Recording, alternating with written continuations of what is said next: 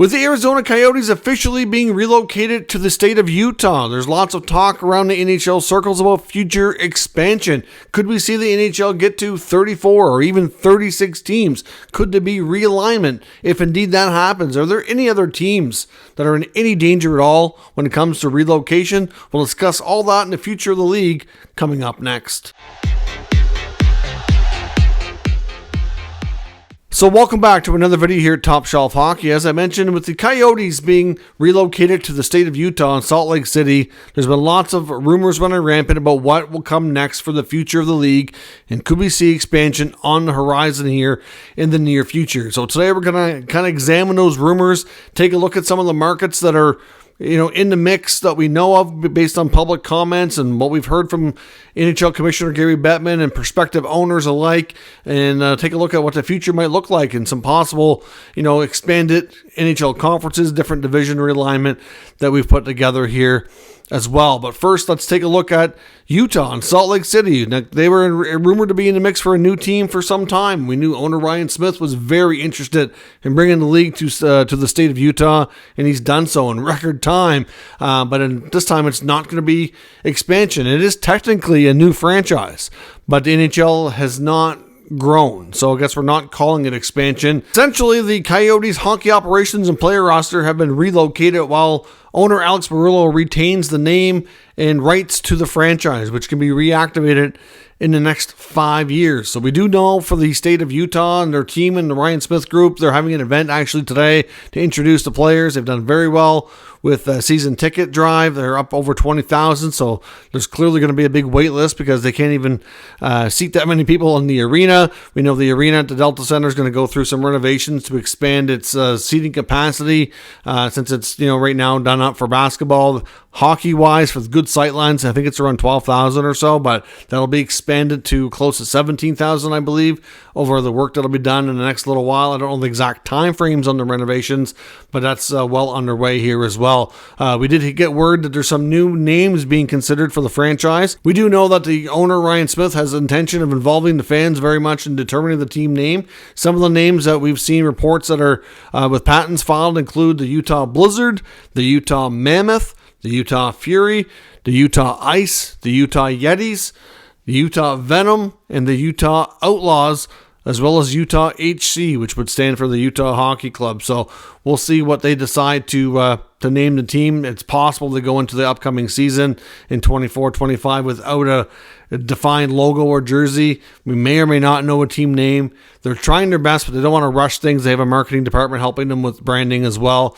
So we'll see. It could possibly start with this a basic Utah jersey. It just says Utah on it or something until they get it right. They don't want to have to make changes a year into it or make a decision and hate it afterwards. So we'll see. But either way, for the purpose of this video, we know that Salt Lake City, Utah has their team now, and they're scratched off the list as for future potential destinations. But we know that amongst the locations that are rumored to be in the mix, very much involves Arizona getting the Coyotes 2.0. We've heard a lot about multiple groups being interested in Atlanta, for Atlanta 3.0, you could say. We do know that the Quebec City area has had interest for an extended time. They already have their arena fully built, and it's currently housing the Quebec Ramparts junior team, as well as several other events that they try to hold there throughout the year. And of course, we've heard plenty about Houston. So, let's first take a look at some of these markets, and we'll take a look at how the NHL could look down the road if all this comes to be.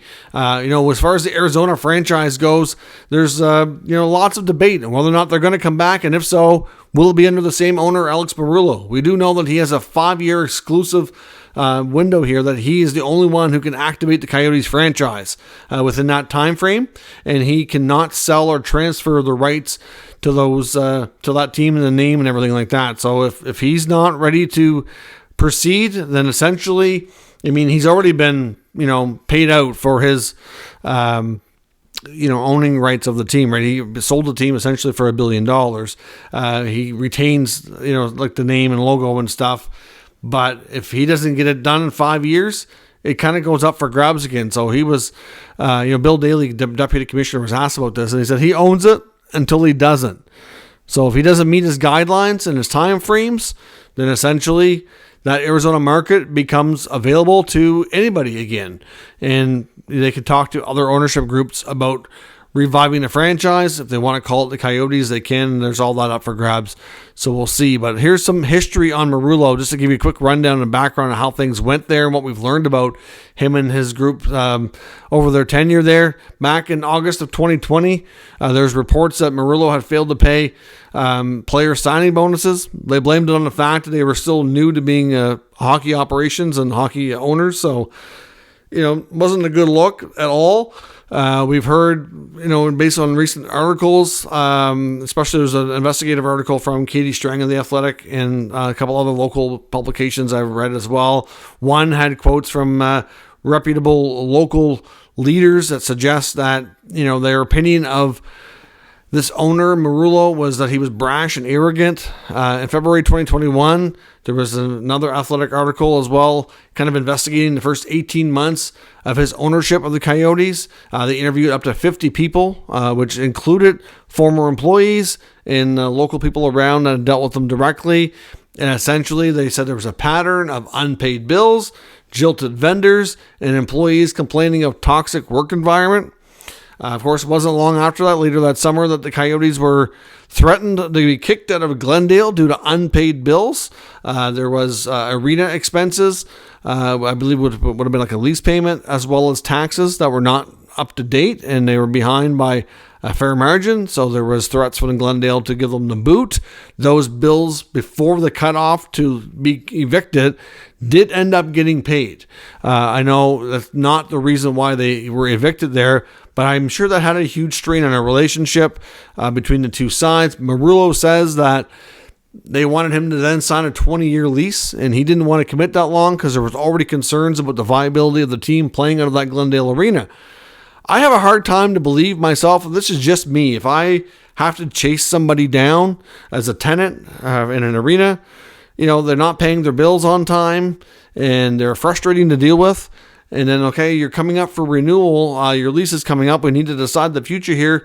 Yeah, unless you want to stay a really long time, I'm not doing it. Like, it just doesn't make sense to me why they would want that kind of commitment. Now, I understand, though, from one other perspective, I guess, is that they don't want to have to be constantly, looking to, repurpose the arena, if you will, or find new tenants or whatever. So it's either you stay for the long haul or you leave. I think they probably knew that he wouldn't agree to it. I honestly wonder, to me, it just doesn't make sense. I honestly think it was almost like a reverse psychology or something. It's just hard to imagine why they would want them there for 20 years when it wasn't working. They were late on their bills. And it's not even a case like the previous owners, you could say, might have actually struggled to pay their bills. With Alex Muriel, it's not always a case of he doesn't have the money. It's just the way he does business. He quite often has a history here, from what we've heard, of being delinquent and then trying to renegotiate it to pay less. So it's like, well, if I don't pay it, they'll come after me, and then I'll try to make a settlement, and I'll get away with saving money. That's kind of, it seems to be the mentality from what we've heard. That's unfortunately common.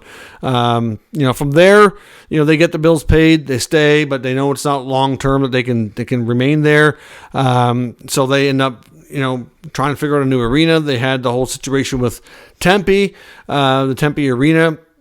A lot of people say that essentially that vote, that because they had council support, but they didn't get the referendum support. They lost the vote, and some said that there was not enough effort and money put into the yes campaign, that the people that were against it and campaigning for the no side just had way more money put in, way more strength in numbers and more effort put in to kind of convince people that it wasn't a good idea. Obviously that backfired on them famously now, and obviously that's a huge part of why we are where we are.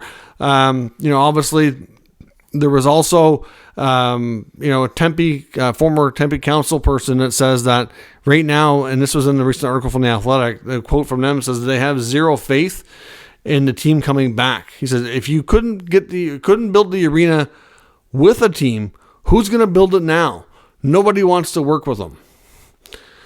And then we have a quote from Pierre Lebrun, of course, also who writes for The Athletic, covers hockey for TSN as well, who says on Twitter today, or X I should say, haven't heard from an NHL governor that believes Muriel will be able to build arena and reactivate.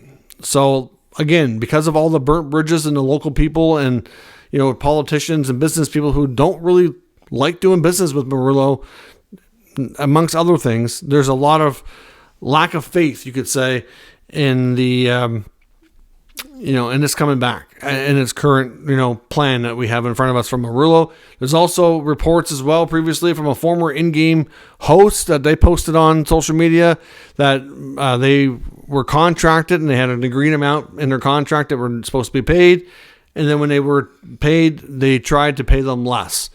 Again, like this history of, I'm just not going to pay that. And when we end up in a dispute, I'll try to make a settlement and pay less. That just seems to be the way that they like to do business, which is just not, great. The other thing here is, of course, lawmakers are looking to make changes to the special taxing districts that Murillo is seeking here. Of course, wants to create like a special entertainment district exemption, which essentially gives them major tax breaks when it comes to income and property taxes. There's a large group coming out. The same people that voted no and were campaigning for no in Tempe are coming out against them to oppose this as well. So he's got some issues there, which could obviously, change the government's opinion. But essentially, it also allows them the ability to charge their patrons a special tax for, doing business in that district. So at the end of the day, he says that it's all going to be built on his own money, his own dime. But is it really? You might have to put the money up front, but it's going to be privately funded, right? So he's going to have investors. He could have loans. There's lots of things. It's not all coming out of his pocket. And of course, what he's seeking here is a major tax advantage, which will then save him money. So it does impact the locals, and it does impact them greater than anybody wants to let on here. So to me, it's a little misleading. But at the end of the day, Murillo's got some large mountains to climb here to overcome things to get this done. And there's just not a lot of faith and belief in NHL circles in a variety of places, including several other owners that believe he can get it done. So will the Arizona Coyotes return? I think it's possible, but because of the situation with the owner, I think it's likely going to be more than a 5-year period. But at the same time, I know what Bettman and Daly and how they do business. I would not be the least little bit surprised that we'll give it a little bit of time here, but in the next couple of years that they start having informal talks with other interested groups that might be interested, so that if he fails, they will not have long to pivot to a new group and have somebody else already lined up basically that are willing to come in and get it done. That they'd have a lot more faith in. So to me, that's probably already going to be in the works in the background. And if it doesn't work out, that's how it'll go. But will we return the NHL to Arizona? I really think they're going to make their best effort to. I do think that it's a market they don't want to abandon. It's going to happen. I just think it's going to be more than the 5 years. So personally, I think I see expansion happening in 2 phases. We're going to probably see 2 teams come in to make the league a 34-team league. And probably in the next, I'm going to say that I wouldn't be shocked here if expansion is officially opened up for bids or, submissions, if you will, sometime this year. Hard to say how long it takes them to make a decision. That could be into next year, maybe. I don't know. And then from there, they'll probably announce a couple of teams that are successful to get a franchise that'll start 3 to 5 years down the road. At least that's my prediction. And then from there, I think we'll see, possibly around that time frame, maybe in 5 or 6 years, when we see, the phase 2 of this, where we get a couple of more teams, which would make more sense at that point, that the Coyotes could be part of that. So to me, the next group of expansion, to me, it will most likely end up being 1 team in the East, 1 team in the West. The teams that make the most sense here are Atlanta and Houston. Now, if Atlanta, they have multiple groups right now that are in the works. There's a big project underway for a potential arena. So we'll see, but I know that they really are keen to go back there, and there's enough good business people involved in some of the multiple groups that I do believe they will be successful in getting a team there. The exact timelines are hard to say. We do know Quebec City has had interest forever, and they have an arena already in place. Now, I know the NHL and Gary Bettman has concerns over the market, and at the end of the day, might be small, but then you could look at like Salt Lake City, you look at Winnipeg, there's other markets that are doing well that are smaller too. I mean, there might be a lack of corporate money. The government of Quebec would likely be very much involved in being a stakeholder too. Hard to say, but either way, I think Houston is a huge market too. Houston has an ownership group that's very interested. I know Tillman Fertitta appears to be part of it. I don't know that he wants to be the majority owner or not. There's been different speculation there. But all these markets have a great reason to think that they have an excellent chance, in my opinion, of getting a future team. I think getting to 36 teams is very reasonable as long as it's done over a period of time. You don't want to have too many teams coming in at once so they can expand gradually. It's easier on NHL franchises going through expansion drafts and all that as well. So 2 teams coming in, and I would think we could see announced in the next year with starting play, whether it be 3, 4, 5 years down the road. I think Houston and either Atlanta or Quebec, and I just have a feeling that the NHL would lean more towards Atlanta first. So 1 in the East, 1 in the West. And like I said, there's multiple groups in each spot that have lots of money, good business people that the NHL seems to be fond of. And I would think that, like I said, in Atlanta's case, that there could be multiple groups submitting bids to try to get a franchise. It's not just going to be one. You could have multiple. And then you get Quebec City, and you get the reactivation of the Coyotes. So to me, it makes a lot of sense that could be how things go. 2 now, 2 later, and I think Quebec and Arizona come in maybe together in phase 2. So if all that were to happen, obviously the next question is, are there any other teams that are in danger of relocation? And I honestly think the answer to that, as of right now, is absolutely no.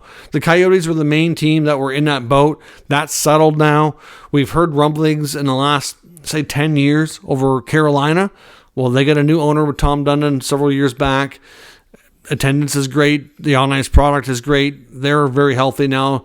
No issues there. So that's all good.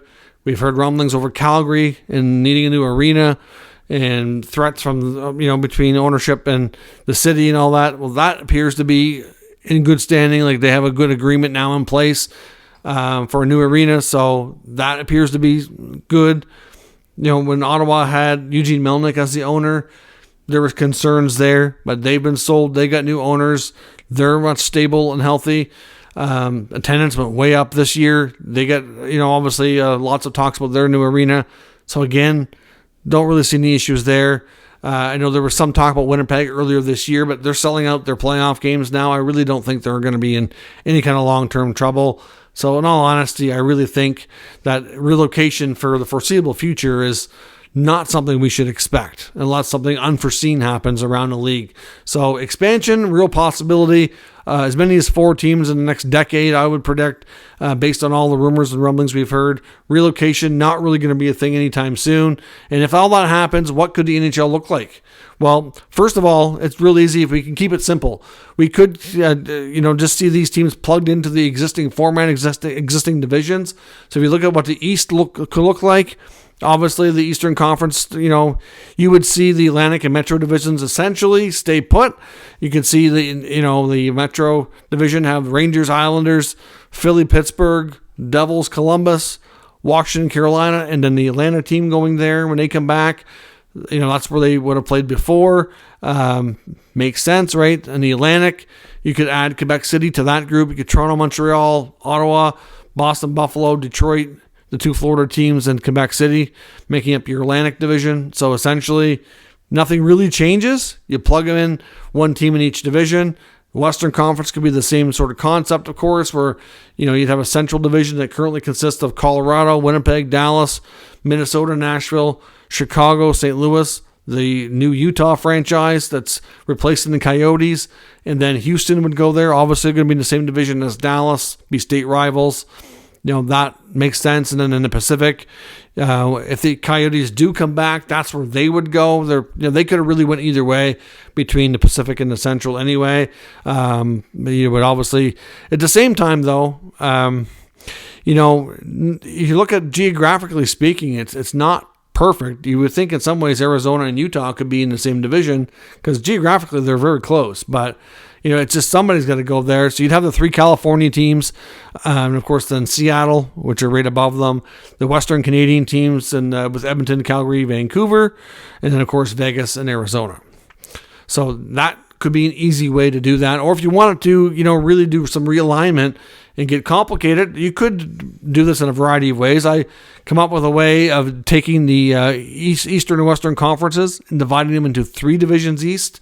The Western Conference could look like basically like you call it a Pacific, or whatever you want to call it. I'm not sure what the names could be, but your fully West Pacific division could be the California teams, the Sharks, Kings, and Ducks, along with Vegas, Arizona, and Utah.